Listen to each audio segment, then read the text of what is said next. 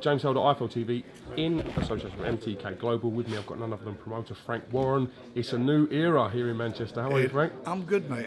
I'm absolutely delighted to be here, and it is, as you say, a new era. So we're looking forward to the great fights that we're going to be putting on over the next few years. Biggest show of the year for yourself so far, and rightly so. Some cracking fights on this card. Firstly, let's start off the top of the bill.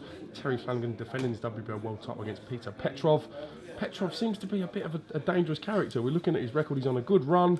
Said Terry thinks he was the best out of the opponents available. What can you tell us about that fight? Well, it's a tough fight for him, and I think he's, other than fighting a world champion, I think that's the toughest fight out there. So he's picked him, and he's got him. And he's got to come through that fight. And I'm quite sure he has the tools to do that. And if he does, then he'll be looking to fight a Lomachenko or a Linares. And that's where he's at. That's where Terry wants to be. This is his fifth defence. So, I think tough fights get the best out of Terry, and he's got a platform now where he's going to get great exposure, and hopefully that'll change his fortunes. We'll come on to the BT and the exposure and the link up in just 1 second. I just want to focus on Terry a little bit. I mean, do you think he has got the general fear factor for the Petrov fight, and we'll see Terry go up a level? I mean, you only got to look at him. He's in great condition. He's got himself really fit and well for this fight, and he knows he can't afford a slip up. He's training for this like he was fighting a Linares or a Lomachenko. Linares is obviously getting a lot of plaudits of late after his 2 wins over Anthony Krylov. Potentially, do you think if Terry comes through this, that will be one of the fights you push for?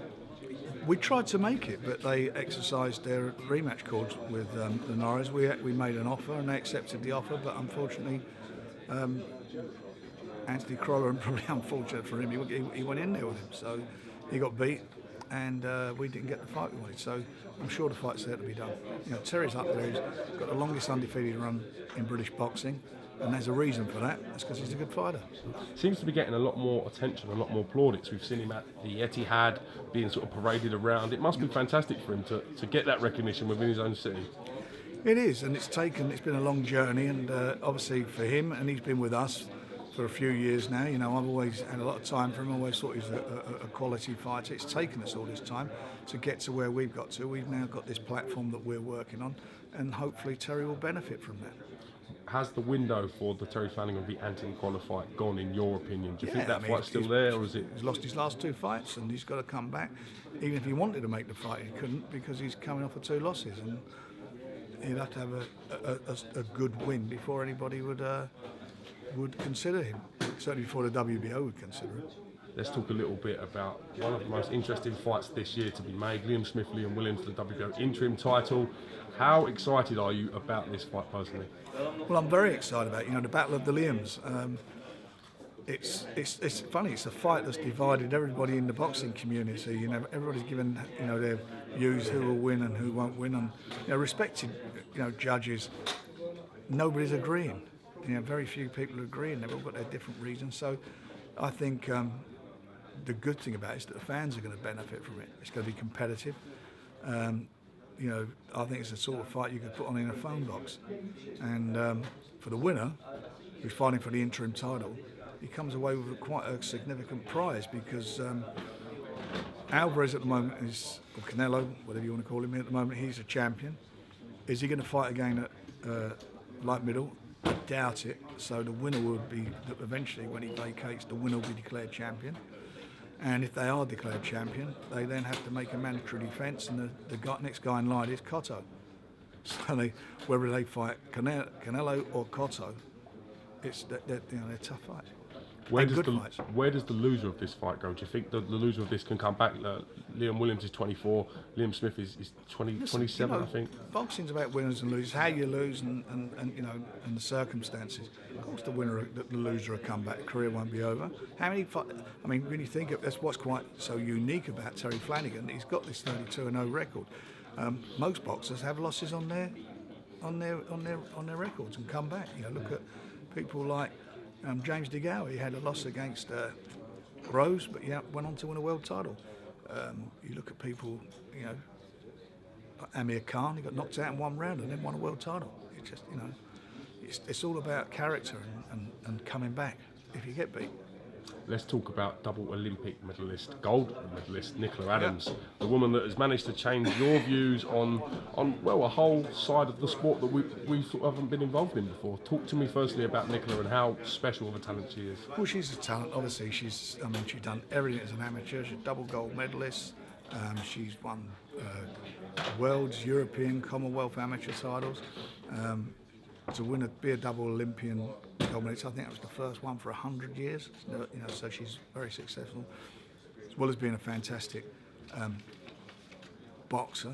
She's a really great advert for boxing. She's a great advert for British sport. She's crossed over, and with the greatest respect to all these guys, she's probably more recognisable to the average person in the street than they are. And I'm sure that's going to change with the other guys getting some recognition. But she comes into this as being, somebody who everybody knows, the general public knows. She's a sporting icon, and so I'm delighted to be involved in it.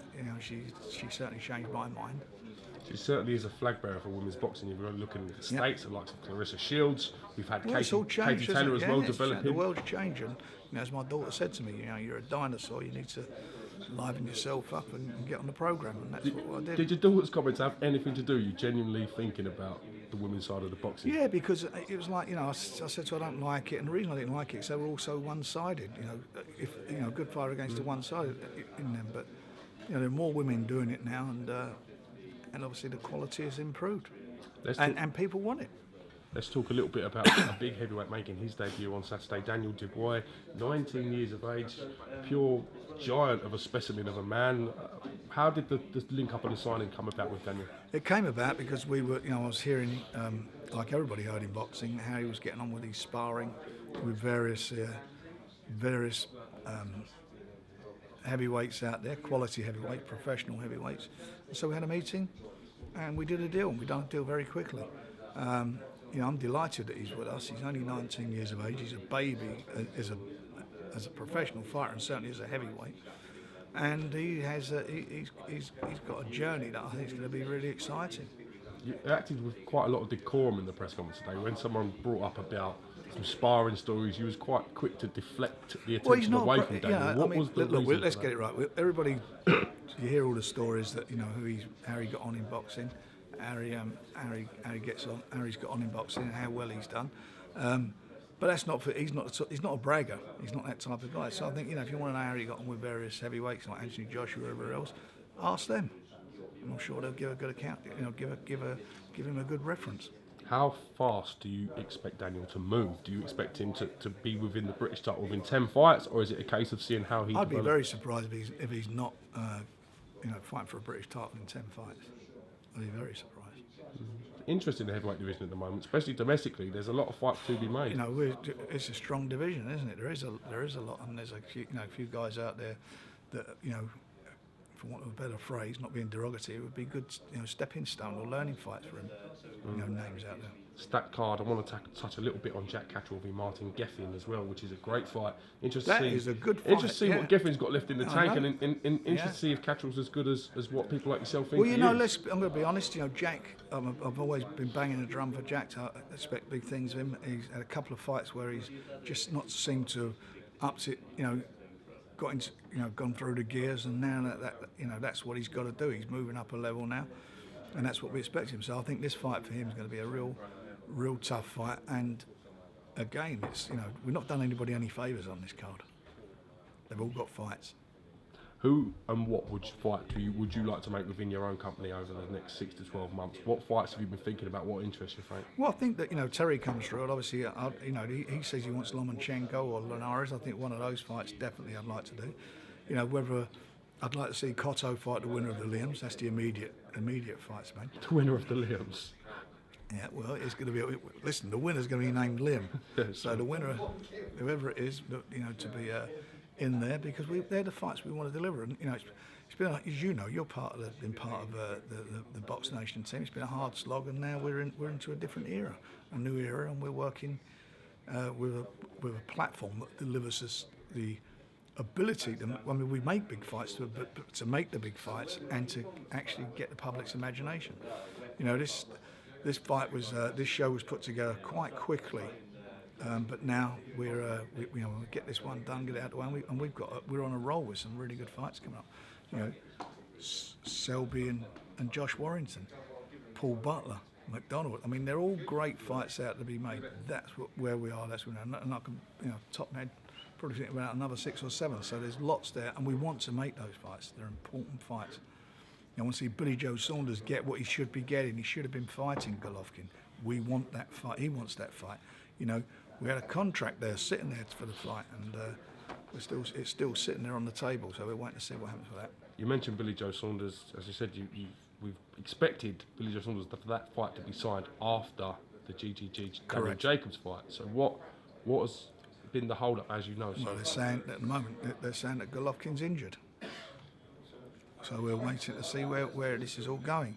But as far as I'm concerned, we agreed terms, and so much so that we made an interim fight. We paid a guy to step aside to enable it all to happen. So we've done everything we can to deliver that fight, and Bill deserves it. He's been let down by, dare I say the name Eubanks, all that sodding around with him. And one thing about Bill, he's got the pen in his inside pocket. He's signed to fight anybody. There's never been a problem with him. The one thing about Billy Joe Saunders, you've never had him saying he's not going to fight. He's the guy who always wants to fight. Do you think the Canelo Chavez Jr. situation and the Golovkin will it won't happen Canelo has got anything to do with? Has that got anything to do with it? We're not going to know till after May 6 what's going to happen. I mean, it's all up in the air at the moment, and we're trying to resolve it. Let's talk a little bit about the link up with BT Sport. Boxing seems to be an ever-changing landscape and certainly growing in sort of terms of profile and promotions. How excited are you to venture into this new link up with BT Sport? I'm really excited because we're into as we keep dubbing it the new era. It's a new era for us, and we're moving forward with this. With a big platform. BT is it was the biggest communications business, I think, one of the biggest in Europe, and for us to be working with them, with the exclusive deal that we got with them, to be able to to tap into in the future into their EE customers. They've got 18 million customers, EE customers. We've got a major platform to work with. So for our boxers, they're hopefully now going to get all the recognition they deserve. Do you think this is a big tool in sort of signing new boxers and potential talents that are coming? Well, we signed fighters.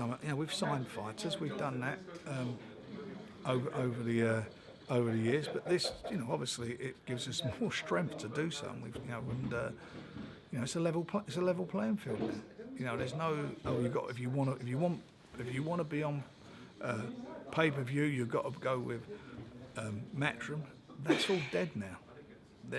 We have the capability to do that. We've got a bigger platform than Sky Sports with BT, so it's nice. It's all evened up a bit, and we'll have some fun. And we've got to get this one out of the way.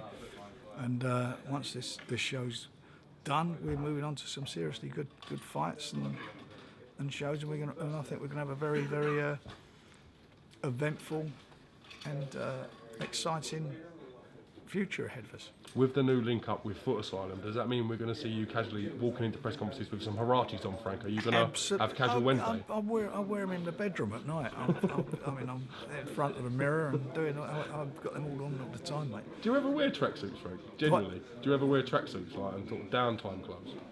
Yeah, but what I like to do is show a bit of respect for the thing we do. Of course I do. When I go home, I'll dig out my old Adidas trainers and circa 1960. Yeah, but when I'm back now, it's all retro stuff. Old school. Of course, yeah. It's just nice. I'm really pleased with what we're doing, and with the link up with Foot Asylum. It's great for us. Yeah, and with 32 Red, they're great sponsors for us, our betting partners. Art Paluvo seems like a bit of a character. First time I've got to see him today. You and him got a lot of history together. You seem to go back many moons. I've known Artie for 30 odd years, 35 years. Yeah, we go back a long, long way. Well, on that note, thank you very much for talking to iFilm TV, Frank. Always a great pleasure. We look forward to catching you at and the weigh-in young tomorrow, man. sir. Thank all you. Good, lovely.